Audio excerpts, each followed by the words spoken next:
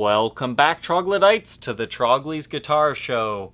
Today we have a 1960 reissue Les Paul. Did somebody beat this guitar up because it is totally black and blue? Nope, this is part of the Painted Over series that Gibson did around 2016 and 2017. The whole painted over concept is more so akin to a Fender, because I guess back in the old days when Fender would do a special color, they would simply just take a Strat off of the production line and just repaint over it. So it's kind of weird to see Gibson copy that, but at the same time, I think it does give these guitars a very cool and unique vibe. However, it is not just a Fender thing. One of my favorite bursts is actually the Blackburst. And the story behind that one is a guy really wanted a Les Paul custom. And back in the day, those things were black, but he couldn't afford one. So he went to the shop owner. He's like, hey, can I get that standard and we just paint it black? And the shop owner's like, yeah, let's do it. So that's kind of the story behind that infamous Blackburst. And that's kind of why I bought this one. The Gibson website offers 5 different finishes. Surprisingly, this isn't one of them. This is black over frost blue. I'm guessing this was a special dealer order because I've seen very few of these. The other colors available are black over gold, black over a burst, white over a burst, gold over a burst, and then a Kerry Green finish over a dark burst. Now, out of the 6 finishes of the Painted Over series, personally, only 3 of them make any historical sense to me. That is the black over gold, because I could see somebody back in the day painting a gold top black. And I could also see somebody painting a burst in a white or black finish. Out of all of them, this is the one that confuses me the most, because it is black over blue. And I'm not aware of any frost blue burst guitars, but I don't know, maybe there is one out there. So that means somebody would have had to take the burst, strip it off, had to have painted it blue, and then decided they didn't like it and then painted it black. So from a historical accuracy point, this guitar makes 0 sense at all. But it does have an interesting color scheme to it, the whole black and blue. Now, being a 2016 model, you're probably curious, how does it have so much wear? This is custom shop aging. None of this is real. It is all hand done with razor blades and other various techniques. Now, as a guy that's seen a lot of aging, I can definitely tell this isn't the real deal aging. It's definitely fake. And a lot of people are offended by relict guitars. Now, I'm not going to lie to you, I'm not a huge fan of them either, but there's something about this guitar that was just calling my name. I wanted to see it in person, I wanted to play it and really get to know it. Now, whether you like the factory aging job or not, this guitar sounds awesome. It really has that throaty, woody sound in the neck pickup. The bridge pickup has a really nice bite to it. It distorts very nicely and gives you that great crunch sound. And the middle gives you that kind of twangier stuff. I think this is the first time I've ever had custom buckers in a guitar. And I've got to say, I'm impressed with what Gibson can create at the highest end of their spectrum.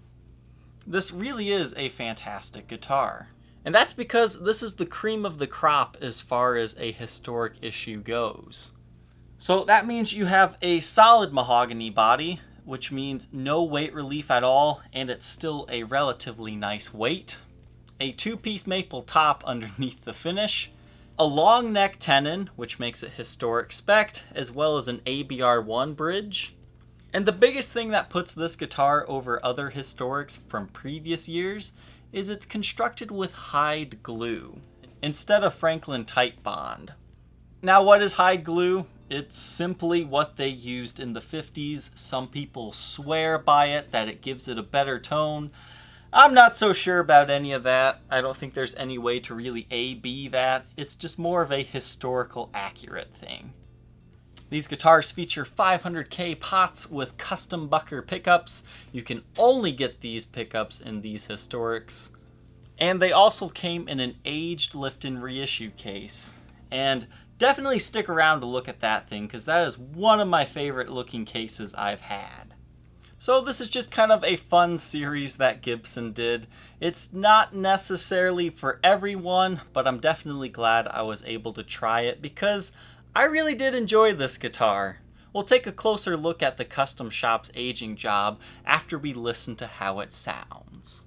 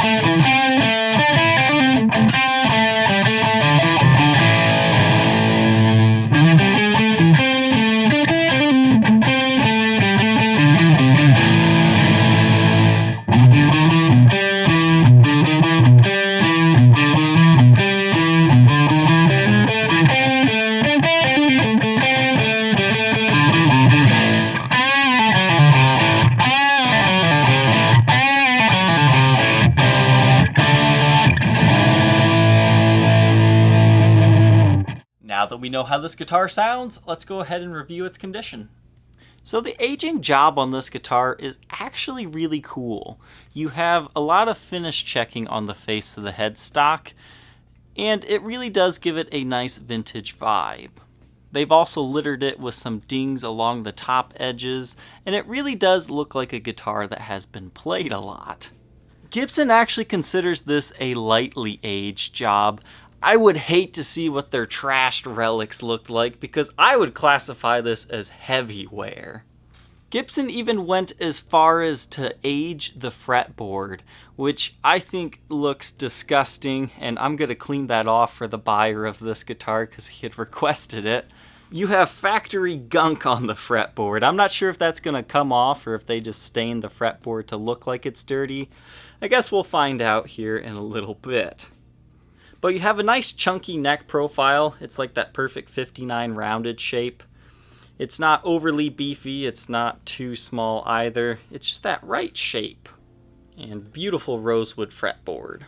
Now the body is very interesting. The only place that you have wear on this guitar is right here. And if you're wondering, is the feel different between this area here and here? The answer, sadly, is no. There's like a clear coat over all of this.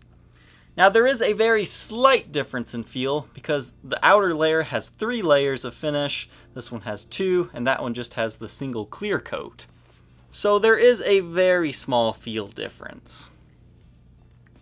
But here you can see all of the factory finish checking. That's likely done with a razor blade. You can't really feel it, but it is there and it gives the guitar a unique vibe. It's not exactly what real finish checking would look like, but as far as relics go, I think it looks okay.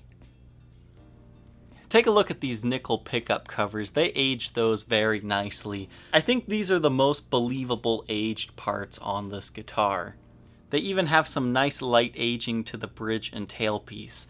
They did a killer knockout job on the hardware.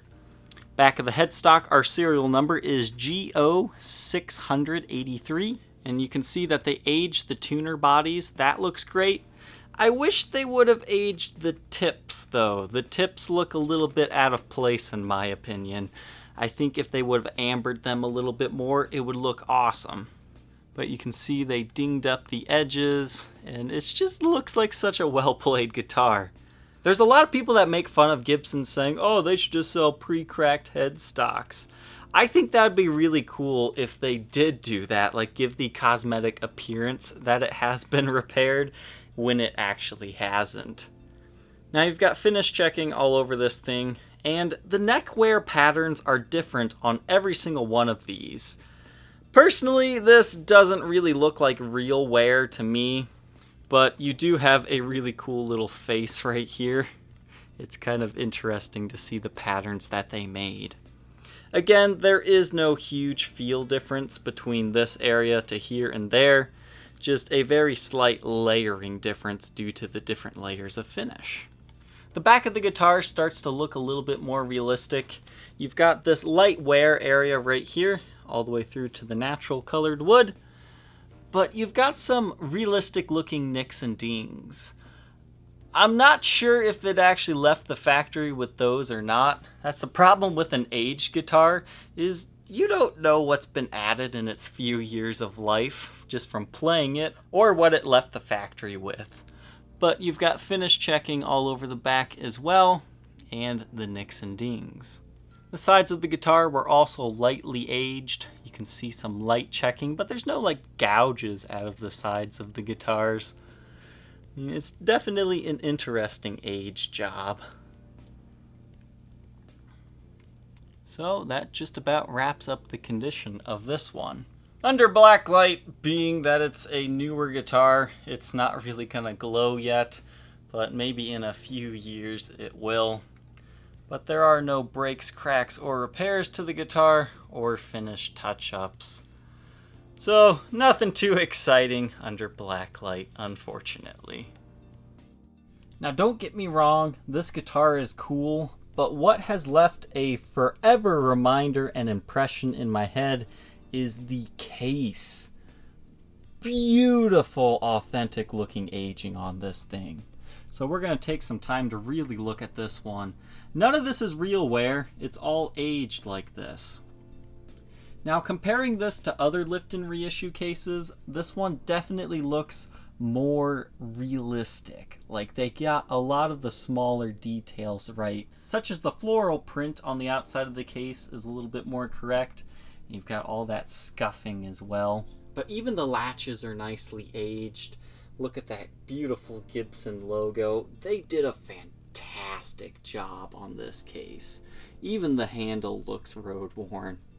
Now maybe I'm impressed by this thing because I've never seen a real Lifton reissue case in person, but this looks really fantastic. The only reason why I wouldn't consider this like a vintage case is because it smells too good.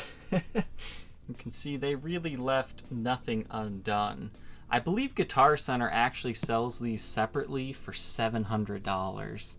They even cut some of the stitching there. Just a beautiful recreation of the Lifton reissue case. The bottom side of the case just has some scuffing. Nothing too extraordinary though. I would say the most aged spots are along the edges. But what's even better is the interior. They really got the color right on these, or at least more closer to being right. The material they actually use for the interior is completely different from all the other Lifton reissues. It's got a slightly lighter hue of pink, so it's not so in-your-face pink. The one thing that gives this away that's a modern case is you've got a tag there that says April of 2016. And I'm betting this could discolor your neck over time if it does lay against that. Now, to stick with the historical accuracy thing, they only have one neck rest, but they also provide you with some extra headstock support foam blocks for both the top and bottom of the case. They fit into it just like that. And this one also has pretty much all the case candy. You've got some warranty pamphlets and just general case candy, and the also important Gibson Certificate of Authenticity. They also include a black toggle switch cavity cover, just in case you don't want to keep the medallion on it. If you think you might be interested in being the next owner of this lightly aged 1960 reissue, black over blue, feel free to contact me on my Facebook page, facebook.com/Troglys, Troglys. Thank you, Troglodytes, for tuning in. Don't forget to like, comment, and subscribe, and we will see you tomorrow on the next episode. Take care.